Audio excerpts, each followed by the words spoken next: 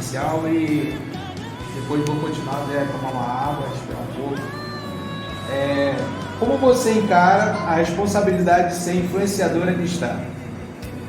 Olha, eu já imaginava uma pergunta parecida com essa. É muito difícil você ser espelho de seu Criador.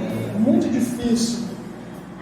Eu fico conjecturando como seria eu no lugar ou de Adão ou de Eva, porque a gente malha muito Adão e Eva. Mas esquece que eles eram humanos, mesmo sendo perfeitos, né, semelhantes a Deus naquele momento. Deus fez Adão perfeito e Adão copiou. Aí muitos culpam Eva. Mas foi Eva que comeu o fruto. Tudo bem, foi Eva. Mas as consequências só começaram quando Adão mordeu o fruto e comeu junto com ela. Adão já tinha mais tempo de casa, Adão já tinha todo o conhecimento de que não poderia, e Adão deu essa bobeada, e aí Jesus veio como segundo Adão e nos resgatou, nos deu mais uma chance. Então você ser influente para alguém é algo muito difícil, porque quanto mais te é dado, mais é cobrado. Então, aos olhos do mundo, você não pode falhar. É igual como se fosse pastor. Tudo é pastor, tudo é esposa de pastor. Mas esquece que o pastor e a esposa de pastor é humano. E estamos sempre propícios a errar, porque somos pecadores. Então, se somos lavados e remidos, é pela graça e pela misericórdia de Jesus. Então, falhamos em pensamentos, falhamos em atos, em palavras. Às vezes falamos coisas que a gente pensa que não vai falar, mas fala. Ferimos, magoamos. E uma vez a pastora me disse uma coisa muito certa, eu guardei isso. Ela disse assim para mim: não me veja como referência, veja o que está em mim como referência. Porque se você vê em mim a referência, um dia eu vou cair, você vai se magoar. Ou eu vou fazer algo que você vai achar que foi errado, você vai se entristecer, você vai se decepcionar. E você ser influente é muito difícil, mas é você colocar na cabeça que não é ser forte o tempo inteiro, mas é você ter maturidade espiritual para chegar como Davi e falar: pai, eu pequei, mas eu de coração me arrependo. É você demonstrar que você é humano, que você é falho, mas que você é firmado na rocha que é Jesus Cristo, e que a perfeição só vai ser alcançada no céu, e que nós estamos aqui de passagem para chegar lá. Para lá, sim, sermos perfeitos e adoradores em Cristo, porque aqui não tem ninguém perfeito e nunca haverá. Perfeito e santo somente Jesus Cristo. Costumo até falar essa frase aí, que perfeito só Jesus Cristo. E mesmo assim, né, tem gente que não agradou todo mundo. Não é eu, nem você, nem uma pessoa que vai agradar, né? Eu tive conversando com o Ateu essa semana, foi muito engraçado isso. Eu mostrei para ele um vídeo, tem um filme que ele me comove muito, chamado A Paixão de Cristo. E esse filme é um marco na minha vida, porque através dele eu fiz um sermão sobre Isaías 53. Nossa, E parece que eu vivo Isaías 53. É como se eu visse os pregos, é como se eu visse, né, a coroa de espinhos. E num belo dia, antes de eu começar a ser ateu, um dia antes eu fui atropelado. E ali meu celular ficou todo trincado, o celular que eu tinha acabado de pagar. E a minha bicicleta virou um 8, e na época ela ainda não era minha mãe ia me dar, eu não sabia que ela ia me dar. A bicicleta virou um 8, meu bolo vulcão que eu estava indo entregar virou um cão mesmo, ele explodiu literalmente, cobertura para todo lado, ralei o joelho. E no dia anterior eu tinha acabado de ser informado que eu ia ser ministra de Ministério de Louvor. Então aquilo, eu falei: meu Deus, fui ministra de Louvor no dia seguinte deu tudo errado, perdi a bicicleta, perdi o celular, meu bolo virou um vulcão. E agora eu tive que refazer o bolo no meu dinheiro, que não era justo a cliente pagar de novo. E eu vou entregar no dia seguinte. E eu comecei a murmurar: meu Deus, até quando viverei eu nessa vida de humilhação, né, de dificuldade? Irmãos, eu tenho a foto até hoje. Para estudar Isaías 53, eu pesquisei sobre a árvore das lamúrias. E ela só se encontra em Madagascar. Não tem outro lugar que tenha a árvore das lamúrias, que foi onde foi feita a coroa de espinhos. E quando eu cheguei ali na Praça da Caramuru, eu vi uma réplica da árvore. Quem vê a foto original e vê aquela árvore lá, vai ficar muito impactado. Quando eu olhei aquela árvore, que eu comparei com a foto, eu falei: não é possível. A confirmação da mensagem, não tinha pregado ainda. Eu falei: meu Deus, eu estou estudando sobre Isaías 53, e quando eu olho a mesma foto da árvore que eu estudei, E ali a voz falou para mim suavemente: não te tem sido eu o suficiente, do que reclamas? E ali eu tive a total dependência e eu coloquei no meu coração: nunca mais eu serei dependente emocional de ninguém, mas dependente de Cristo. E ali parece que eu vivencio Isaías 53. Ela realmente entrou no meu coração. E aí foram acontecendo muitas coisas e eu, depois que passei a não murmurar mais, o segredo da vitória é não murmurar. A murmuração arretada a nossa bênção. Então, toda vez que você agradece as bênçãos, ela vem sem fim para a sua vida. E ali, um dia eu falei: Deus, o Senhor sabe das minhas dificuldades, então me envia cliente.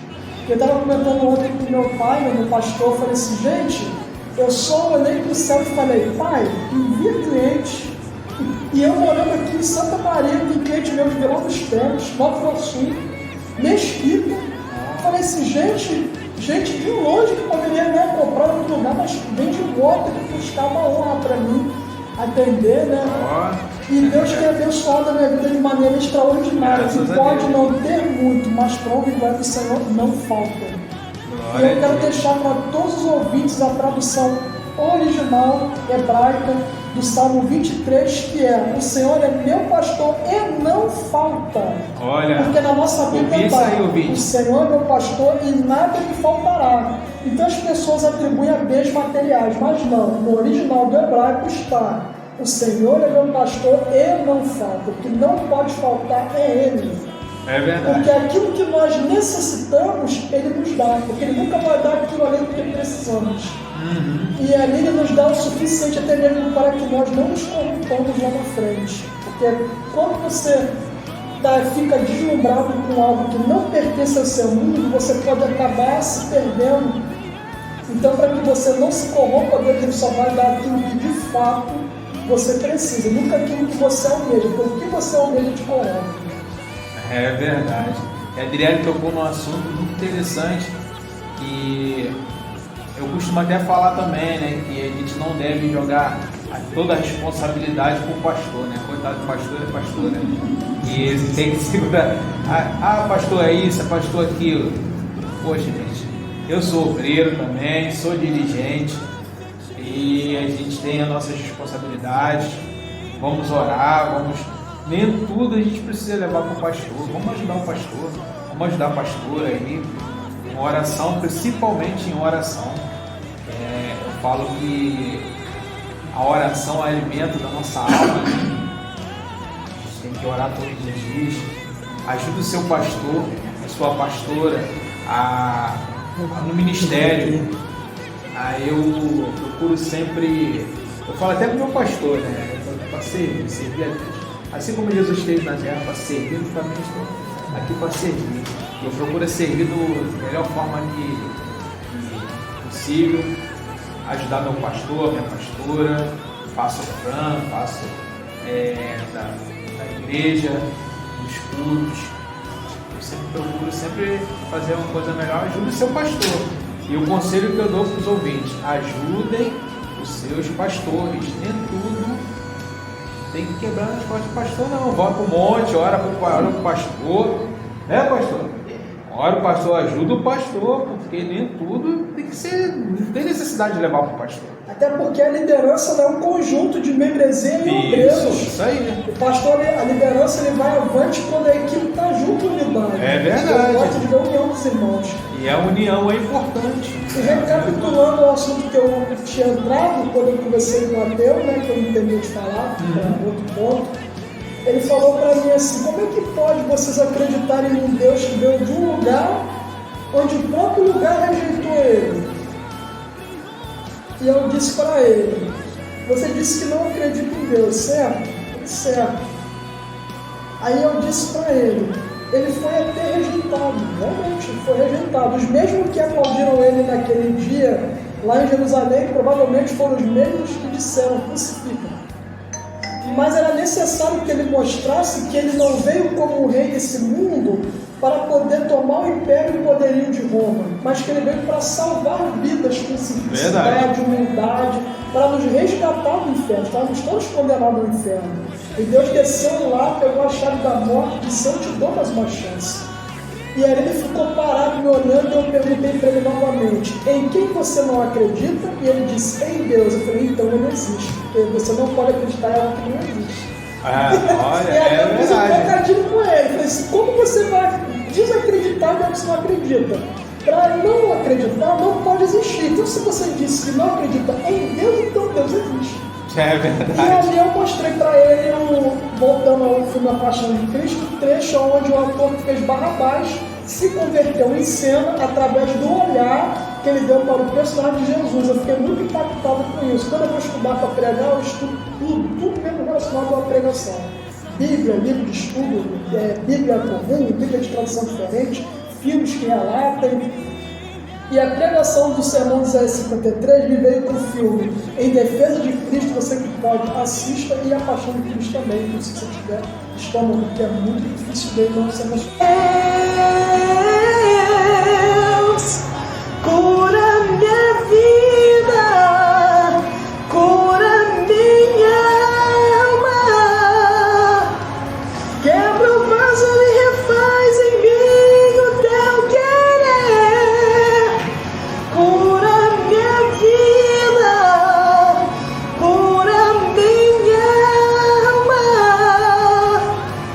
Eu preciso de um milagre, faz acontecer.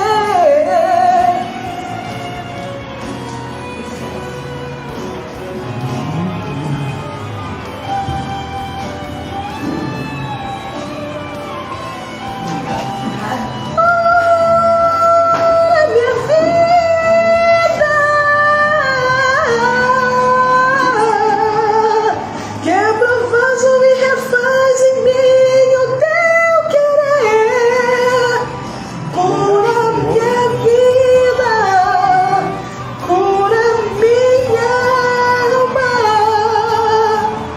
Eu preciso de um milagre, faz acontecer.